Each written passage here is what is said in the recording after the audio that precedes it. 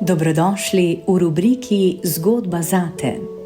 To je pripoved, ki si vzame čas. Zgodba za poslušanje. Zgodba za ta trenutek. Pravljice za vse generacije Lavričeve knjižnice Ajdovščina.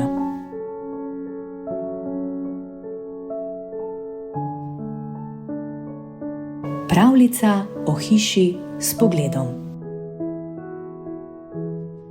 Na robu mesta je stala hiša z najlepšim razgledom. Z njenega balkona si videl strehe, trg in cesto, po kateri so ljudje hodili vsak dan. Zato so si vsi želeli živeti tam. V hiši je živelo več družin, vsaka v svojem nadstropju, vsaka s svojim urnikom, svojimi skrbmi in svojim razlogom, zakaj se ne želi vmešavati.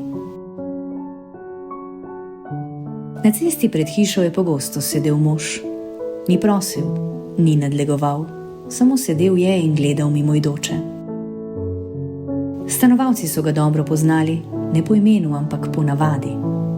Vedno je tam, so rekli, nič ne dela. Vsak dan so šli mimo njega, nekateri hitreje, drugi s pogledom v tla, tretji z mislijo, da bi se kdo drug že oglasil, če bi bilo res tako zelo hudo. Nekega dne je mož padel.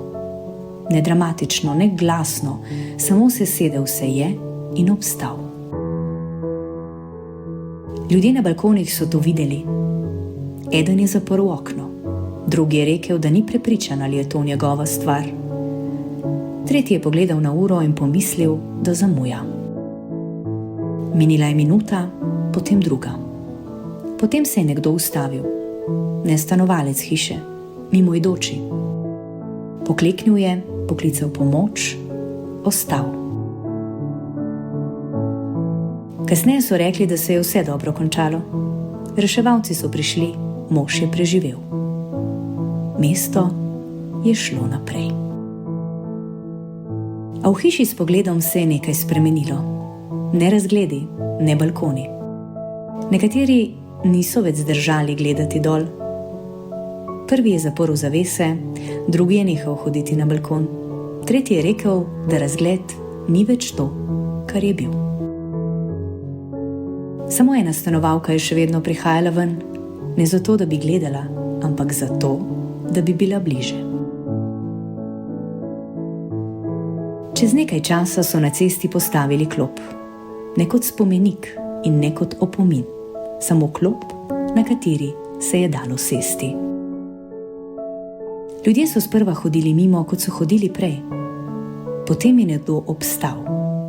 Nekdo drug se je usedel, nekdo tretji ni šel naprej kar takoj. Ni bilo rečeno, kaj naj bi to pomenilo, a tisti, ki so sedeli, so bili bliže cesti kot balkonom. In to je bilo dovolj, da se je pogled počasi spremenil.